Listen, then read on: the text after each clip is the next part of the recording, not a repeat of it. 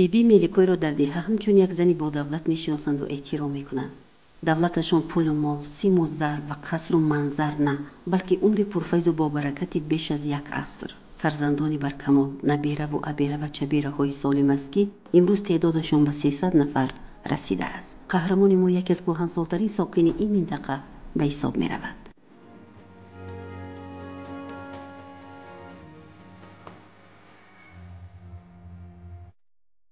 مادرم مزرکی، پدرم اماوراق به اینجا خوانده شد. اینقدر گوزه کردیم، اینقدر کار کردیم، دوام میرفتم. پاور میرفتم، قلم میزدم، 12 صادق میزدم درو کنیم بودم. من گوزه‌گار بودم میرفتم 12 صادق درو میکنم تا پازه بودم نشه بشده، من به پیش گوزه کنیم. من 10 گوزه که گویا که من خیلی قضی کلام کردیم. حالا میگم کار شما میگه چی؟ ما کودکی مایده داشتم میگه میرفتم درو میکنم یا صادقه درو میکنم با می آمدم آونده دستم میگو حالا میگه چه می عرفتن و چیندن اوقات میگه شما و کار میگم میگن که 100 ساله نشید دروغ است و مانند نیست در 100 سالگی. میگو من دروغ میزدم نه خرافه. از اون 23 تولد از دو دارم. اما مرده که باور کنه نکنه باید چیکار دارم دیگه کن.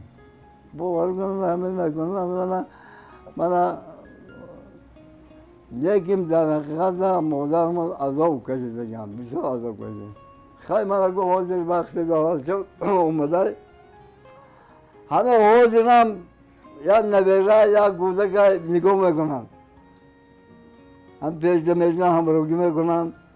یک موزیک پیش میمونم همه میگن نگاه کنم تا بگن نگاه کرمیسه. حاضرم که همه کار میکنم. یا چیزا گیرن یا چیزا میدوزن حالم یا کرده یا چیزا. من مادر در حقیقت حاضرم باشه کار میکنم. پیر شده میگم کوچه خوبی پسرم نیست. خیلی دیگه دو درفت این کمه این. حالم با خواهد ایشم یا در دهیزم من خیلی چیز کرده بازار پتاوز که بودم میفروزد پداید با خیلی گرفته میمونده. این که رفتن دوری راه بینیم شما. از اون نیست این از اون باید. خود همه فکری فرزند اگر یک نبرش کسایی شود میگه هوا شکل شد. حال هم غمخوری میکنم. هر دوره قدیم دوره بدبین گذرانی کم بود. خستگی بودن نبوده. حال همه شرایط هست، همه چی میرسه. بهار که شد قدیم جگاری میشرانی. جگاری شران گفته میسته. سوته گرفته. گشنی چه خشاو میکنه. حالی اما. ملیکوی ناظم و سال 1923 در یک دهه کوهستان انیقترش الماسی شهر حصار چشم به عالم هستی میگشاید. میگوید در یک حوله تنگ و ناهموار و در یک کلبه فقیرانه به دنیا آمدیم و در دامان پاک مادر به کمال رسیدیم. در خردی از تحصیل دور مانده بودیم. آن زمان مقصد اساسی کار خواجگی بود. خیال و آرزوهای شیرین در کجا بود؟ ما در غم یک پاره نان زندگی میکردیم. کتشتم پیاز میرسد هیچ جا نبود. فقط آویسی خوش لرم خیلی نکری میخوردم گودم خود. شیر خطق بود نخوردم. نه شیر خطق ارزانی بود. گودم که میخوردم من چی میکردم؟ شیرم میپخوندم یک شیرم گودم که را پتیل میکردم. در پتیل روغنی میکردم. در دورین دیگ میجاق میکردم با کافیر گودم که میخوردم. او خود زور میکردم شونه رو غم کردیم باز خیلی غم میکردم. نون کمشین بود. باید عمق داشتین باید پادوان بود بعد نون میداد یا نون میداد میگوشید یا کاری نیمی نون میداد میگوشید مولی من کمای من نیم تمیدی انا باید کدامش مولی بسا بود یا نون میداد من بگوهم نون همه خونه جمع کردم دوردم گروکار میداد همه خیلی دوره بعدیم بود. خود همه شرایط هست همه چی میرسه. من شکلی اقتصادیاتی همه تیجه آبادی دنیا همه پرزیدنت محترم امام رحمان پدر باش رحمت کنه که تولید شدی همه جا همه یخی.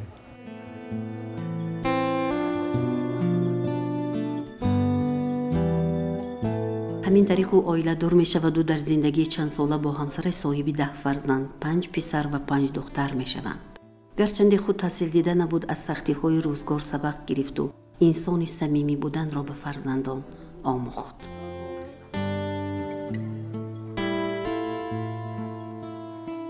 من فرزند کبانه میدونم 9 تا داریم، این 8 تا داریم و 3 تا داریم و 4 تا داریم. من از خیلیش هم 4 تا دارم. 4 تایی بزرگ دارم. همه شنان میبینم.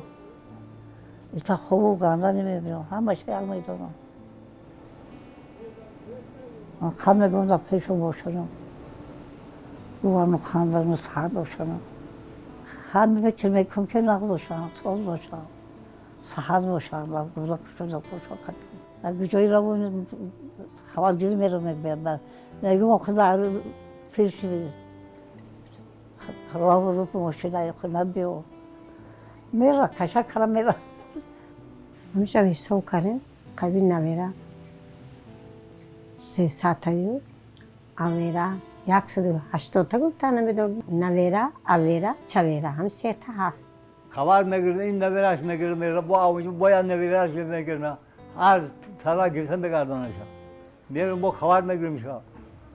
دیگم دیگه نشری میگه که دیگه نمیشه یا هفته اینجا میتونم که باید نویراش با میبرم محرکه اونجا با اونجا میبرم. اگه ماکس کشکاری هستم.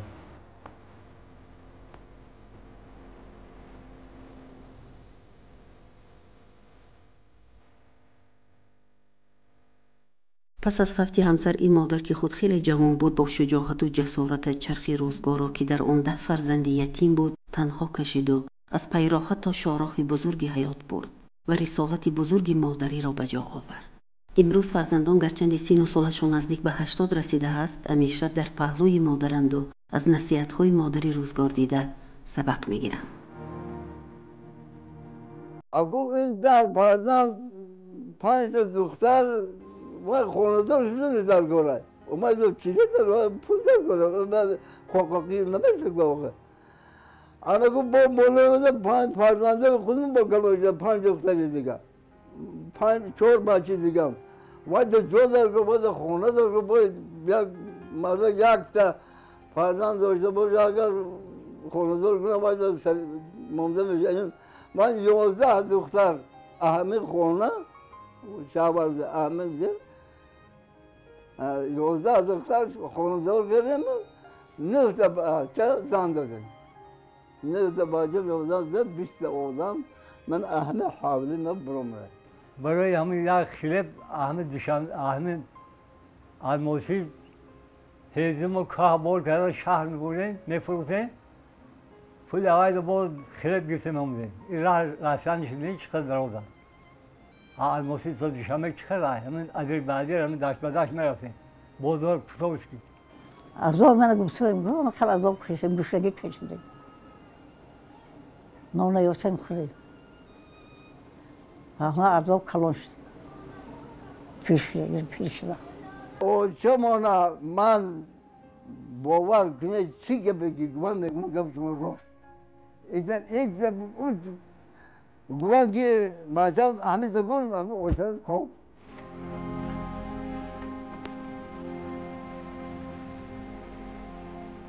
واقعا زندگی نامه این زن نجیب خیلی عبرت آموز است. هنگام صحبت همانا از روزگار وزنین و مشقت پشتی سر کرده اش قصه میکرد. میگوید در این دیه آبروی بلند رسایی بودم. در مراسم خرسندی های امدیهگان او را مخصوص دعوت میکردند.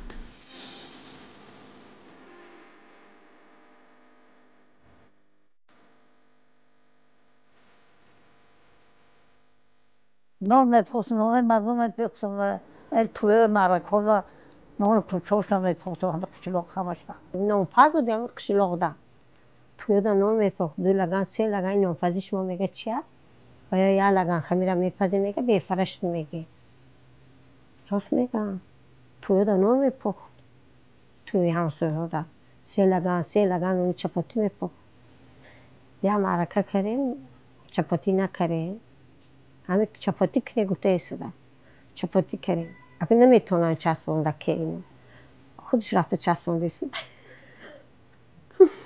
چسبوندی بخواه یاد گرفتیم نمیتونستم منم بعد یاد گرفتم خودی هم لباس میگوبن همون لباس کندگی باشه یه موقع میکنم کمپری یه موقع راه بعد پیش لباس هم نبود راستی همون یک ایزایی تکی یک جیلکی یک کرتی من کارگوشی بوشم نگشت خودی همه چی هست همه چی میرسه همه چی تیار هست ولی کرتی بزرگ که خلصه همش در بازار میری بخرید پیش این لباسا نبود کمشین بود لباس دخترگی نمیخریدیم مثلا میخریدیم اوشام میدوزه ایزار میگه کرده میگه میپوشم دیگه من ایقاده پوشم من بعضا و همه پوشم من آواز تراباز سمکار روشکه ما یک خالتچه میگرد کتابو من دوزه مکتب میدن ایزار پوشیدگی یا جدا پوشیدگی ایقاده من ولی باجو همه پاسون کرده نبود کرده کرباس می‌بافتن اما کرباس می‌کرد کوتا می‌کرد و چی و چرخه می‌ریزید رو می‌بافتن ما هم می‌کردیم کوتا می‌کردیم نمور می‌کردیم کرباس ها اما تقریبا من کلون شدیم من پیر شدیم همین طریق اول و انجام صحبت شیرین بیبی میلیکوی کلام شکرگزاری بود. با برکت صلح و امانی به روزهای نیک رسیدیم. مهمتر از همه خاطری جمع داریم و روزگاری خوش و آسوده. از همه چیز قیمت برای آدمی آرامی و شادی کودکان است میگوید بیبی میلیکوی.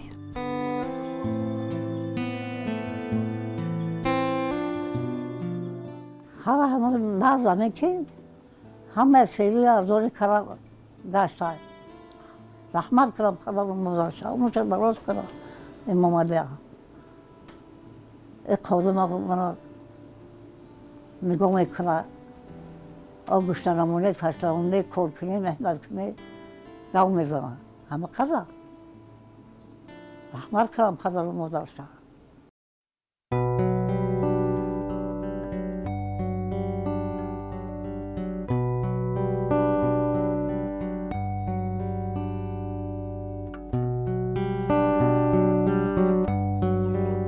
قهرمان دیگری ما آجرای بیکوان نیز مرز صد را عبور نموده است. نامبرده سال 1924 در دهه هفت‌اختر شهر حصار به دنیا آمده است. در پختزار بیکران با عزم و تلاش از بهترین چینکچیان پیش قدم به حساب می رفت. نهایت تقدیر لطف خود را با او نثار نمود و جوانی را هم قسمتش گردانید.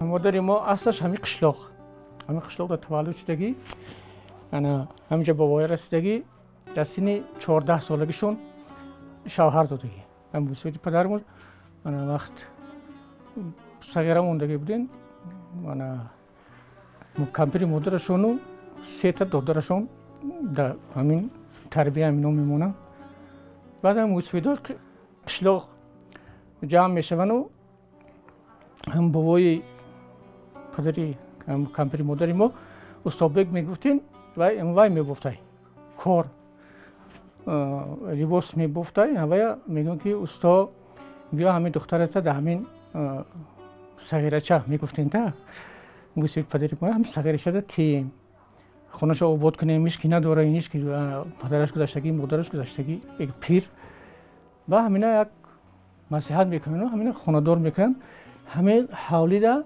هم پایانترش دا یا دو تا همین خانه‌چه‌ای لویی میسازن و همین کمپری مادری ما میبیرن اینجا زندگی میکنن. یا وقتی اینا هم جوان زن بودن اینا هم مهمان دوستدار بودن گفت گپایش که نان آبدار بودن که حاضرش اینا وایشت اینا خی بیهوش قشلاق مهمان میشد اول اینا توقی قرطاوشان میرفت آنمی شو حاضرش دکار هم خیلی شدی نویرهاتان همین ها ایتیرو ها نویرهاتان همین دیگردون ها همین نویره و اویره و چویره ها خدا تیه خدا داده تو دولت من بوده خدا تیه فرزندای خودم هوای میدونم اکاهامو اپاهامو انا من فرزنداشون میدونم نکی نبیروشون نمیدونم چند من خودم خدا 5 تا فرزند داد 5 تا набери гӯем ҳамин кампир абероҳош 21 нафар набера аҳсоби ҳамин ману оилаемам ана айнои акаҳому хоҳарому ана иноша намедонам. ин модар соҳиби 6 фарзанд буда ҳоло дар қабати наздики 200 набераву абера ва чабераҳои нозанин давлати пирӣ меронад. таври наздикон нақл мекунанд ӯ 5 сол қабл хеле бардаму боқувват будааст, аммо чанд вақт боз қобилияти шунавоӣ ва қувваи ҳофизааш каме суст гаштааст. ҳоло танҳо рубоихониҳояш дар хотирааш монданд ки гаштаю баргаштаҳо онҳоро такрор мекунад. خیلی دعا میکنند خودشون حاضرم خودشون با قوت ایم که دعا میتین مانا باید وقت میگم اوچه جان کنیا روبایی گویه با روبایی هاش رو میگم ما نه اومدم این که دختری خودم میگم شناختم شه موچه کردم بکشتم با میگن این همسایه دن خودش میگه همسایه این نشناختن بگشتم کاش که نمیشت خانه در نظرم کاش که نمیدیدی نمیسختی گرم هر وادی دیدم میسودم سنگ‌های خونه کمه جگر بگیرم حاضرم احوالشون رو ببینم سوالمو میکنم برای که من نمیشناسم نمیدونم کی بسیار میسوزم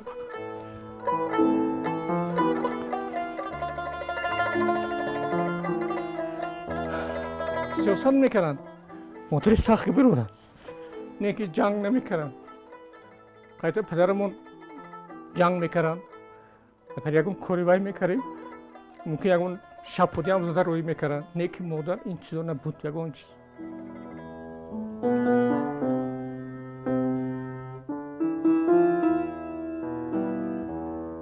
ساخت جیگرم ساخت ایران میمونه خاکی قدی کوچه رو بمونه خاکی قدی کوچه که واکنه خونی من غمزده که یاد کنم یعنی اورها که دختر دارم اینی بچه‌ام 4 بچه یا دختر داره هوای میبیا بگو بیوی رقص کنه بعد بازی میکنن نه در همون جای اشتگیشون با سیون که میکنن در هم خیشا میپرد بسیار وقت هم یک بیرون برون اگر تاکی کششون نبیره همی یا که کلین می خدا بشکر پسرچمون اویل داره فرزند داره کلین خودمون یا کلین خودشون وای میکنن یاردم میکنن میبرن یک کارشون رو بیان میکنن با میدرن بیبی هاجرایی که در محیط دهه به کمال رسیده بود در او بروی مهمانان مخصوصا به آنهایی که به دهه می آمدن همیشه باز بود. فرزندان میگویند بر ضمن این به هر خاندانی که مهمان می آمد او برایشان قرطاب گرم آماده میکرد.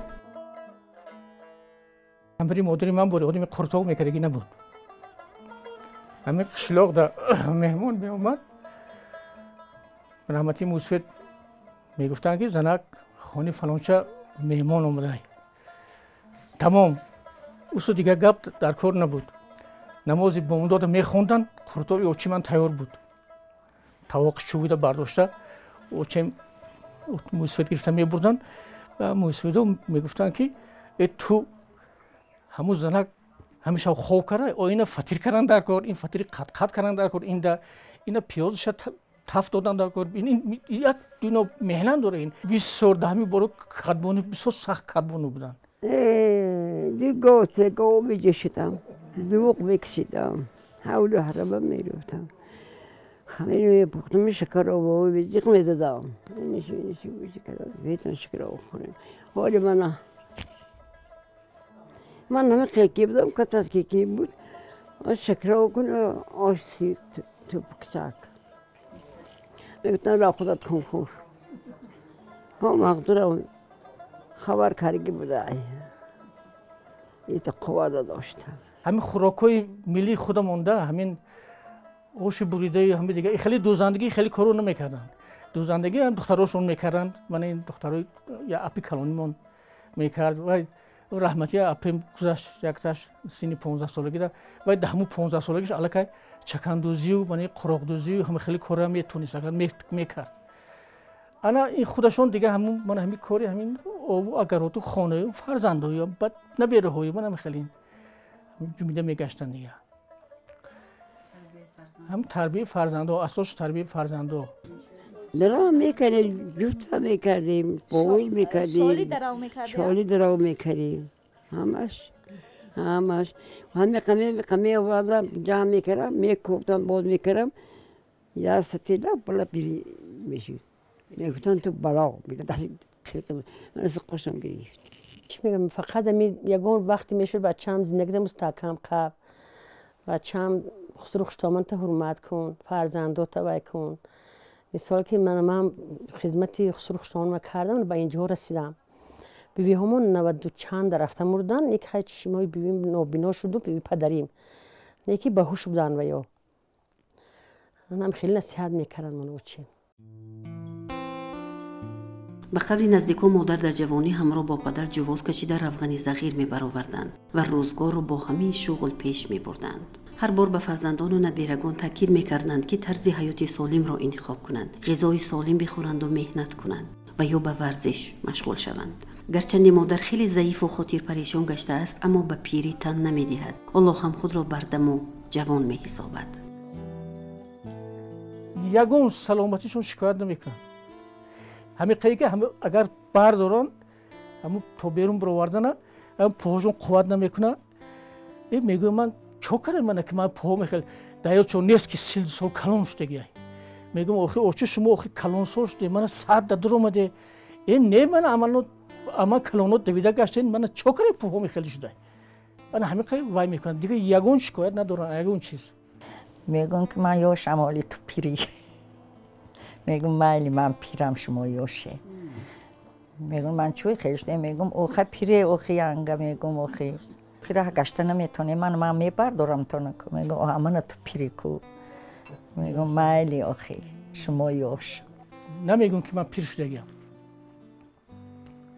دیوشون تماما نمیزنه این همون صحبت کردم میشینم تو یگون کس همون کیه در پیشون میگم اوشه پیشتون کیه قطی کیه سوده کاری تو نباشه میگم کاری خودت بین خودشون پیر بودن و دخترها میومدن جاگا میپرسن میگفتم یانگه عمومی همه دخترها خودشون پرتن تنه و یا مهمونه من جاگاهی به میپرتم حالی یانگه من اومده که اوچه پیشم میمدن در کروچه میپرت گفتن دخترم اومده تیز در پیش این چوب کنیتون اوقات بریتون شاو میگفتم می اوچه تایی پوچی من خوقه میگفتم این اهمی تخ کرپه کم پرتون خود تو در کرپ میخوری میگفتن چقدر مهربانی میکردن با رفتن می نصیحت کردم یگون جگتیتون خیلی از دیگه اون دیون نیستایدن نمیگن که دخترم اومد رفت تا من دیگه من نمیشناسم دیگه به همون دنیای خودشون